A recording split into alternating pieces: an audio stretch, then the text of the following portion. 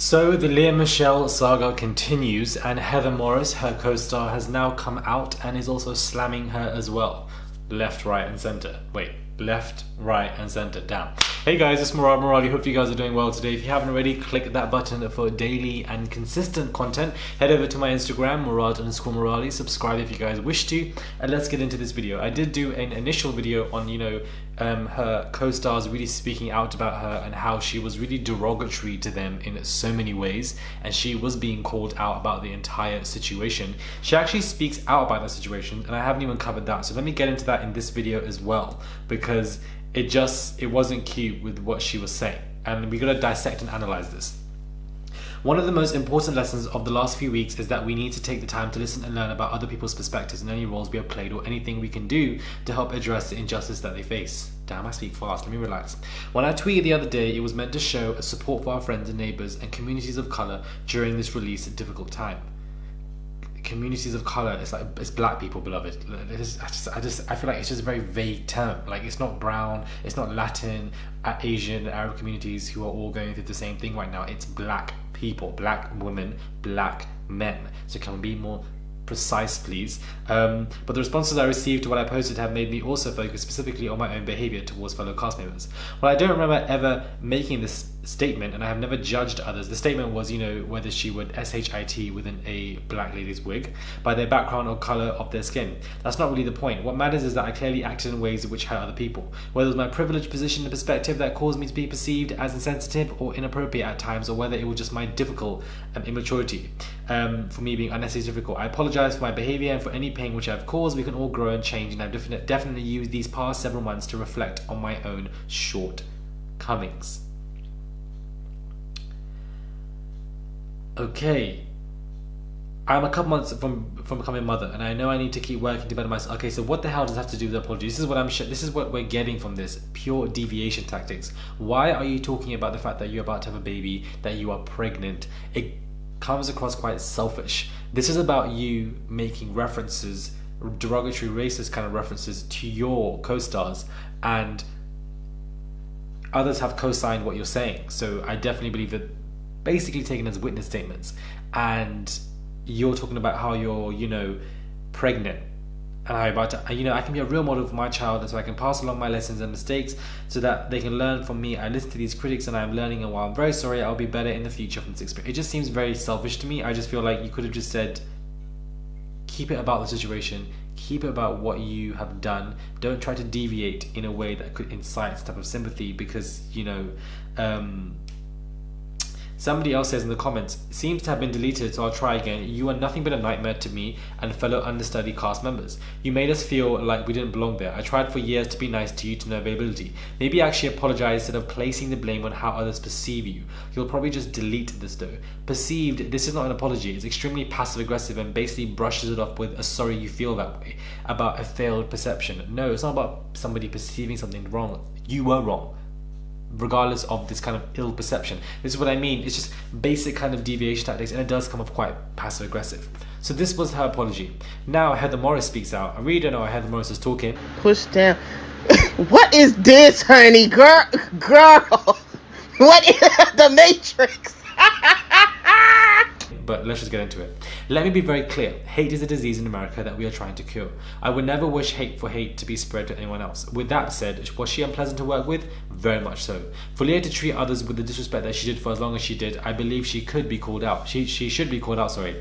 And yet it's also on us, because to allow it to go on for so long without speaking out is something else we're learning along with the rest of society. But at the current moment, it's implied that she is racist, and although I cannot comment on her beliefs, I think we're assuming. And you know what happens when we all assume?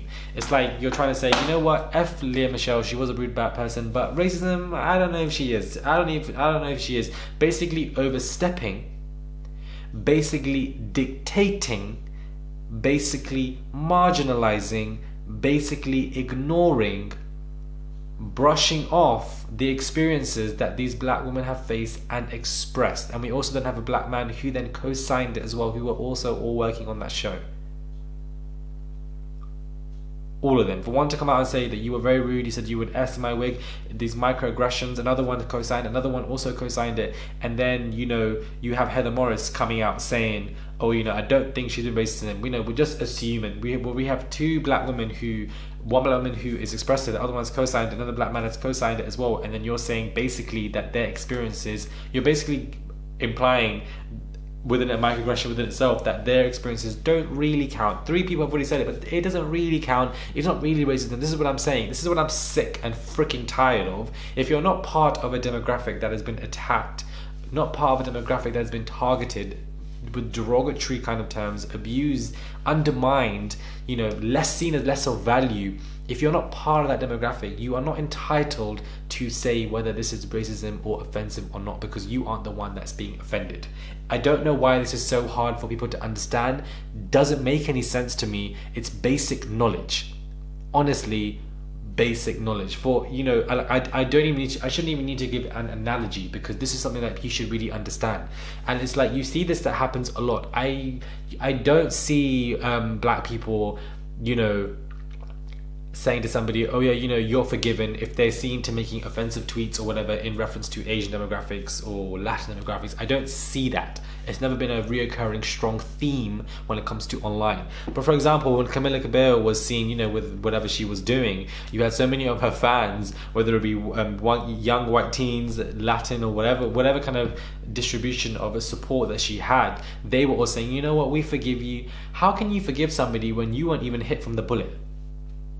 You weren't the one offended. You weren't the one. Do you know what I mean? Like, it really, like, if I found somebody, you know, you have to put yourself in somebody else's position. And I know that's a lot of people don't do that because they just don't. Like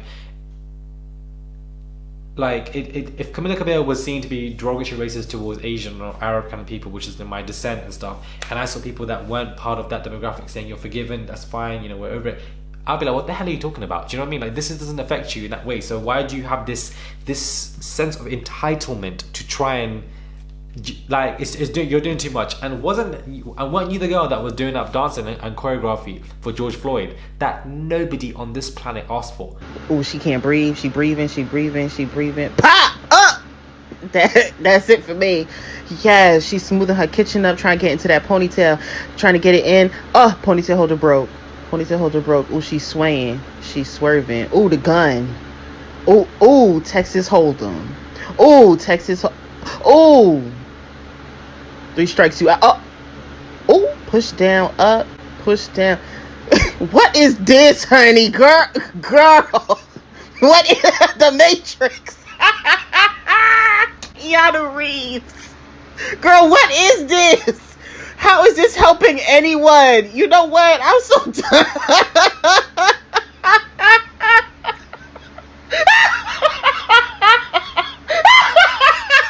What is this? No, stop it, please. It's so bad. Nobody asked for that video, and yet here you are dancing like a clown in the room. I don't know what that does, child. I don't understand. You could be signing petitions, donating, spreading more awareness. Maybe she has. I don't follow her, this particular Heather Morris girl. But it's just like, when you're doing all that, like, Twitter are really, you know, they're irritated by it because they're just like, well, what are you doing? The Heather Morris statement is literally cracking me up because it was so pointless. Yeah, Lea is a bitch, but is she a racist bitch? Not sure. Anyways, the entitlement and the privilege is reeking. Whether from a subconscious or conscious manner, it's reeking. If you're not affected by what people are saying, you aren't entitled to brush away their pain and say it's okay, and because that in itself is further marginalization. The fact that I have to explain this 2 a.m. is a problem within itself, child. Like I'm over it. Like, this really is this is doing too much. Like, what was that about? Absolutely pointless, Heather Morris. Absolutely pointless. Yes, you can also consign that she was a bad person, whatever. Then we also have some Glee directors who have come into the situation. This is just, I don't know. Listen, if you had told me a week ago that I'd be speaking about Glee on this channel, I wouldn't believe you, child. But here I am. So it is what it is. Glee producers say some male actors need to be called out, like Lea Michele. On Glee, there were lots of bad actors who were not women. People in the industry know who I'm talking about, so why aren't we calling them out? It seems to me that women are the first to go under the bus.